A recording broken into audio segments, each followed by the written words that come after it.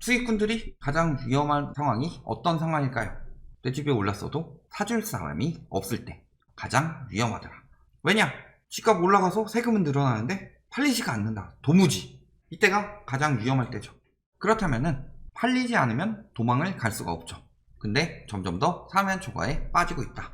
자, 일단 양도세 비과세 기준이 12억으로 상향된대요. 자, 양도세 비과세 뭐예요? 2년 실거주 해야 받을 수 있는 권리죠. 그리고 그 초과분에 대해서 낸다. 핵심은 1주택 실거주자 기준이다. 그렇기 때문에 예전에도 양도세 완화됐더니 집값 올랐어요. 예전에 완화됐던 양도세는 뭐예요? 양도세 중과가 완화됐죠.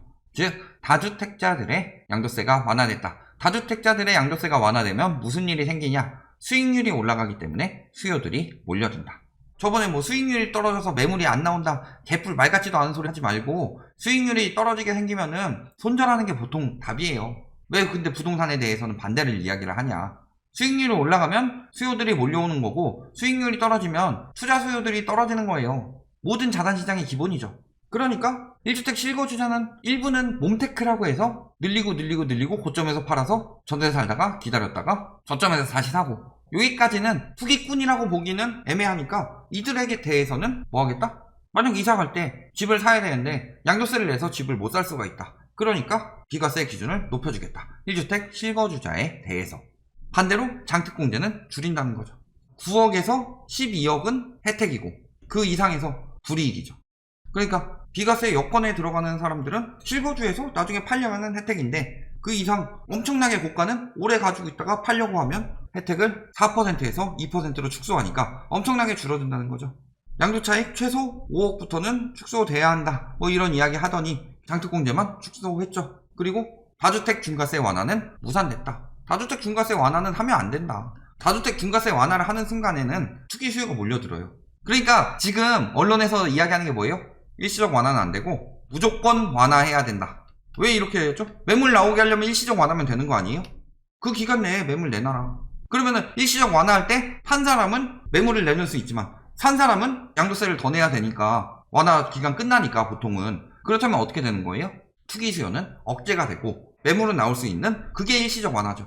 그런데 일시적 완화도 안 된다. 무조건 완화해야 된다. 이런 이야기 하는 인간들은 뭐다? 부동산 시장에 투기 수요가 다시 유입되길 바라는 사람들이다. 그리고 일시적 완화도 사실은 해줄 필요 없죠. 소득에 대해서 세금 내는 거예요. 양도세 뭐 8억 폭탄. 근데 알고 보면은 양도세 8억 폭탄이 아니라 그냥 집을 가지고만 있었는데 5억 이익이에요. 엄청난 수익률이죠.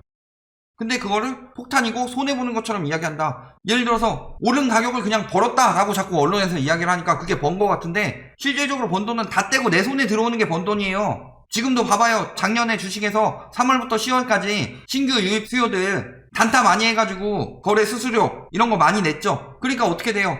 마이너스 1.2% 수익률 나왔어요. 주가는 70%나 올라갔는데 떼고 나서 남는 게 나의 수익인데 올라간 가격이 나의 수익인 것처럼 이야기를 하고 있다. 특히 부동산 같은 경우는 떼는 게 엄청나게 큰데도, 그러니까 뭐 자산이 줄어들어서 못 파느니 말 같지도 않은 소리 하지 말고 차익이 내 손에 들어오도록 투기하는 거 아니에요? 투자든 투기든 수익이 내 손에 현금으로 들어오도록 하는 거 아니에요? 그게 수익률인데 호가를 기준으로 수익률인 것처럼 이야기를 하고서 거기서 내는 것은 생돈 나가는 것처럼 이야기를 하니 그래서 안 해주는 거죠. 이러면 완전 나가리인데. 세금 폭탄은 현실화되고 있죠. 양도세는 안 깎아주고 보유세는 강화되죠. 다주택자들이 대부분 2배 넘게 된다. 왜? 세율이 2배 가까이 올랐고 공시가격도 올랐으니까. 그리고 보면은 양도세 3.3억 원 하나 팔면은 보유세가 8천 깎이는데, 첫 번째 3년이면은 만회가 되죠. 두 번째 3.3억 원 양도세는 내가 수익을 내서 여유로운 상황에서 낼 수 있다면 9천만 원 보유세는 내가 쪼들려서 어떻게 해서든 내야 된다. 기회비용적 측면도 있고 또 한 가지는 뭐예요? 빚을 져야 할 수도 있다는 거죠. 결국 다주택자들의 꿈, 양도세가 완화될 것이라는 달콤한 꿈을 꾸었지만 이루어질 수 없기 때문에 슬피 울 수밖에 없는 상황이다. 그러면서도 맨날 정책 탓합니다. 끼는 집값, 투기꾼 탓만. 당연히 투기꾼 탓이에요. 왜? 정상적으로 가져갔어야지. 15년간 공급되는 주택의 51%를 다주택자가 가만히 가져가도록 냅두고 있던 그런 정책이 문제였던 거죠. 그러니까 투기 수요가 못 들어오도록 실거주 위주의 정책을 계속 펴고 있다. 그런데 이걸 계속 잘못된 정책이다 하면서 실수요들한테까지도 투기 수요를 때려잡으니까 집값이 오르니까 실수요자들도 너네를 위한 정책 못 펴게 반대해라, 무주택자들 반대해라, 계속 언론이 이렇게 여론 만들어내는데 번지수 제대로 짚었죠. 이미 그래서 9.13 때 효과 받고 그 이후에 계속 정책적으로 효과를 볼 시기에 경제적 위기로 인해서 금리가 떨어지고 언론에서 영끌 패닉바잉 한다. 패닉바잉 한다는 게 미쳐서 산다는 얘기인데 지금 사야 될 것처럼 이야기하니까 그래서 올랐던 거죠. 그래서 실수요들한테 털어내고 투기 수요들 차익 보고 빠졌다. 그건 늘어나는 가계부채와 늘어나는 시중 부동자금을 보면 알 수 있다. 언론들이 언제부터 서민들 생각해줬다고 그래요. 집 못 사게 해서 뭐 진보화 시킨다느니 집 사면 보수화 되니까 집 사면 보수화 돼요? 집 사면 보수, 집 안 사면 진보, 이런 그 이분법적 논리, 저기 예전에 군사정권 때나 쓰는 논리를 지금까지도 쓰고 있다. 아직도 지역감정 엄청나게 있다고 하죠. 그런데 지금 20, 30대들이 그런 지역감정 가지고 투표하고 그래요? 언론들이 우미나 시켜가지고 일부 정권에 많이 정치적으로 유도하고 있고 합리적으로 가고 있는 정책 가지고도 가정의 예측에 예측을 더해서 확정적으로 이야기하니까 그 예측대로 흘러가도록 되는 거죠. 경제가 그렇게 된다. 그런 걸 내러티브 경제학이라 그래요. 아무리 봐도 논리적이지 않은데 모두가 다 이렇게 가자 하니까 인터넷에 유명한 이야기가 있어요. 3인 성호라고 아세요? 세 사람이 호랑이라고 하면 호랑이로 보인다. 근데 밑에 댓글에 아닌데 3인 성룡인데, 두 번째 댓글이 3인 성룡인데 잘못하셨네요. 세 번째 댓글이 3인 성룡이에요. 수정해주세요. 그러니까 이 사람이 3인 성룡이구나 하고 수정해요. 3인 성호가 맞는데 세 명이 얘기하니까 그게 용이 돼버렸어요. 언론이 저러고 있으면 엄청나게 믿을 수밖에 없죠. 다주택자가 불로소득자라는 아집을 왜 버려야 돼요? 집을 다 독점해가지고 올린 건데. 공급 부족이요? 저들이 가져가서 오른 거예요. 실수요자들 받으라고 해놓은 공급을. 그러니까 이번에 청약제도 다 무주택자 위주로 개편하죠. 줍줍도 무주택자 위주로 개편하죠. 투기 못 들어오게 해당 당해지역 위주로 개편하고 있죠. 그 다음에 투기꾼들 분양권 투기해가지고 살지도 않을지 분양권 받아가지고 분양권 전매기간 늘리고 양도세 늘리고 있죠. 잘못된 정책인가요? 이사도 못 갈 판이래요. 3년 전 7억 주고 산 아파트 양도세만 1억이래요. 양도세 12억까지 비과세인데 그거보다 훨씬 더 올랐다면은 불만이에요? 이사도 못 간다? 말 같지도 않은 소리 하지 말아라. 좀 더 수익을 많이 내달라 이거죠. 1주택자들도 고령층 같은 경우는 보유세 부담 그렇게 크지 않죠? 장특공제가 뭐가 중요해요? 거기 계속 거주한다며. 이 와중에도 다주택자들은 매도보다 버티기 들어가고 거래절벽 심화되고 있고 매물 잠김 가속화돼서 한 달새 900건 사라지고 매물수 추이 보세요. 이렇게 올라갔다가 요만큼 떨어졌는데 잠김 가속화래요. 올라간 그래프가 가속이 컸어요. 떨어진 그래프가 가속이 컸어요. 물량 증가는 제한적이었고 결론적으로 왜 계속 이렇게 잠긴다 안 판다 버틴다 하고 있는데 열심히 팔고 있었어요. 4월 법인 매도량 보세요. 다주택자들 중에서 법인이 제일 세게 맞는다고 그랬죠. 어때요? 4월 법인 매도량 전월 대비 3배 껑충했다. 왜? 3월에 공시가격을 엄청나게 올렸으니까 이러면 나간인데.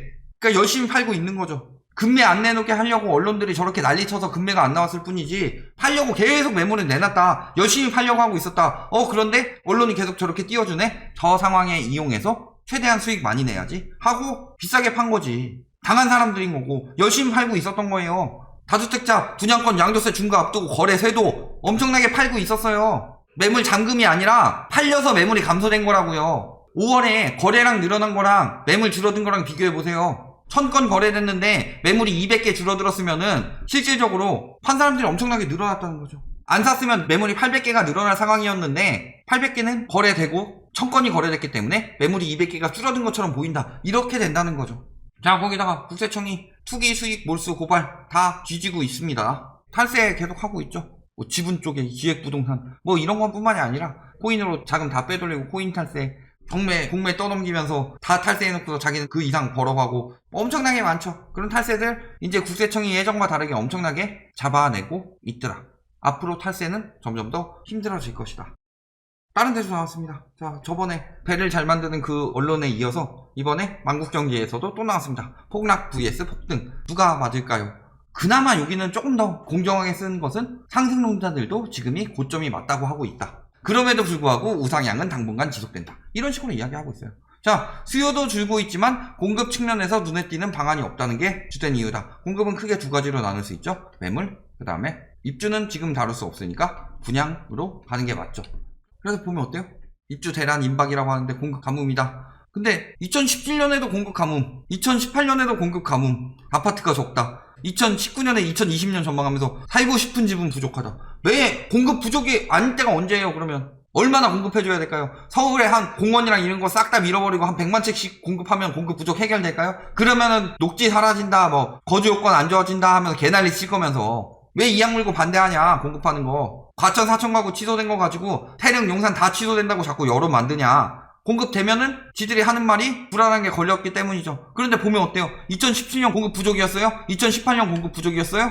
2019년도 많았어요. 전에 대비해서. 근데 맨날 공급 부족이에요. 오죽하겠어요?